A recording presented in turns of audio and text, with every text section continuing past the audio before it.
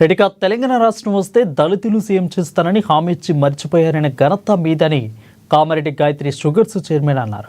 కామారెడ్డి పట్టణంలో సిడిసి కార్యాలయంలో నిర్వహించిన మీడియాతో కేటీఆర్ లింగంపేట పర్యటనలో చేసిన వ్యాఖ్యలపై ఫైర్ అయ్యారు.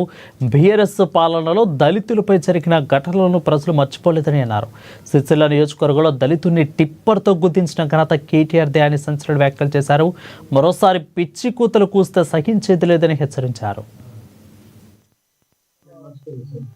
దున్నపోతు అంటున్నావు. దున్నపోతు కాదు మదన్ మోహన్ చదువుకున్న వ్యక్తికి ఆలోచన విధానం ఎలా ఉంటుందో అది నీకే మంచిగా తెలిసి ఉండాలి.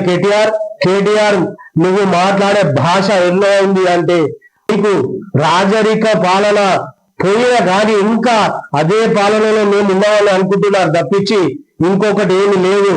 మీరు మాట్లాడే భాష మార్చుకోండి. మదన్ మోహన్ ఎప్పుడు పక్క వాళ్ళని కూడా చెడుగా మాట్లాడాడు. మీరు గమనించలేదేమో. దున్నపోతు 100 సార్లు అన్నారు. అది మీ పక్కనున్న సురేందర్ మాజీ ఎమ్మెల్యే దున్నపోతు. ఎందుకంటే తను చేసిన పనులు ఏం చేసిండో ప్రజలు చూసే ఈ పట్టం మదన్ మోహన్ పెట్టారు.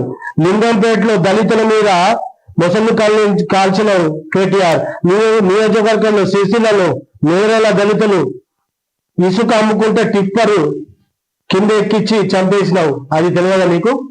కేటీఆర్ ఖబర్దార్, ఒకటే చెప్తున్నాం, మదన్ మోహన్ మీద ఇప్పటి నుండి ఎలాంటి వ్యాఖ్యలు చేసినా ఊరుకునేదే లేదు. మహబూబాబాద్ జిల్లా మరిపేడ మున్సిపాలిటీ కేంద్రంలో చెత్త తొలగింపు